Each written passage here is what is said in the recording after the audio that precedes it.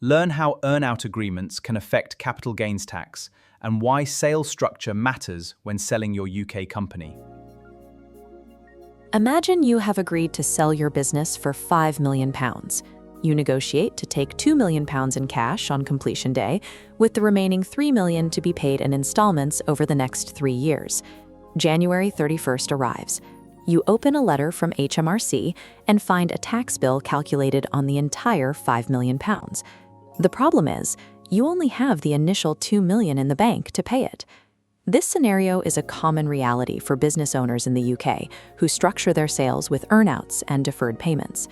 Misunderstanding how HMRC views these delayed payments routinely causes severe cash flow crises. It can lead to massive overpayment on your capital gains, or even inadvertently trigger top-tier income tax rates on your sale proceeds.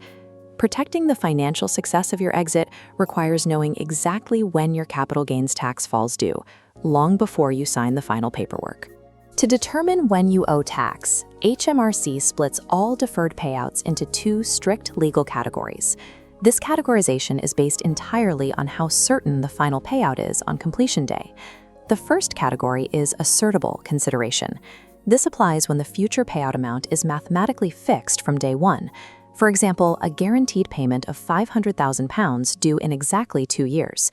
The rule here is absolute. The entire fixed amount is taxed when the sale completes, regardless of when that cash is actually scheduled to reach your account. The second category is unassertable deals, depending on unpredictable variables like future profit.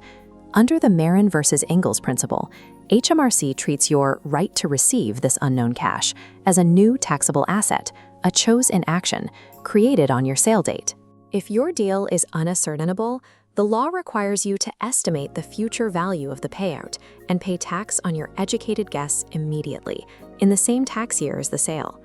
Let's look at the specific tax rates for the 2026 to 2027 tax year to see how this structure creates significant risks for high-value sellers. Business Asset Disposal Relief, or BADR, caps your capital gains tax at 18% for qualifying gains, up to a £1 million lifetime limit.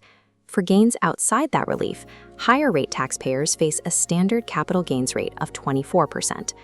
When you receive your upfront cash at completion, it typically qualifies for BADR, allowing you to apply that 18% rate to the initial sale.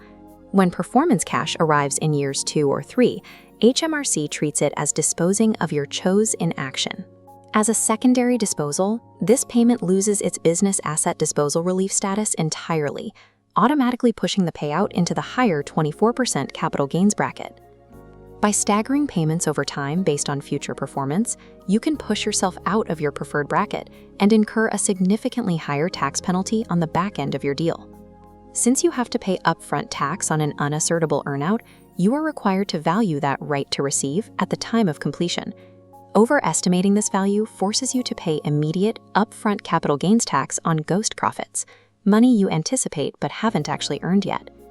To manage this, you need to work with a valuation expert to help assign a conservative, heavily discounted value to your right to receive, accounting for the realistic risk that the targets might never be met. Another major risk lies in your contract terms, specifically any clause requiring you to remain employed by the buyer during the earnout period. If your earnout is strictly tied to continued employment, meaning you lose the payout if you leave, HMRC applies their disguised remuneration rule, reclassifying the payout. When this happens, the funds are no longer taxed as capital gains. The rate rockets from 24% all the way up to the 45% income tax band, plus employee national insurance contributions. A single poorly drafted employment clause can instantly wipe out nearly half of the total value of your exit. There are ways to structure the deal using non-cash assets to bypass this upfront tax burden. One effective alternative is loan notes. Replacing cash rights with corporate loan notes formally defers the tax point. Instead of paying tax at completion on an estimated value, the gain only crystallizes when the notes are redeemed for cash. Replacing cash rights with corporate bonds returns control of the tax timing directly to the seller. A successful staged exit requires aligning your deal classification, the asymmetric rate split between payments, and the specific wording of your employment ties. Once your share purchase agreement is officially signed, these specific tax consequences lock into place and become virtually irreversible. Keep in mind that M&A tax law is highly complex, and this overview does not constitute formal tax or legal advice. Founders must seek specialized deal structuring advice before agreeing to any draft heads of terms to ensure their exit is financially secure. For expert contract review and tailored tax strategies, contact the team at Pro Tax Accountant. Visit our website or call today to protect your transaction. Strategic tax planning secures your final exit value by shaping the structure of the deal from the very first negotiation.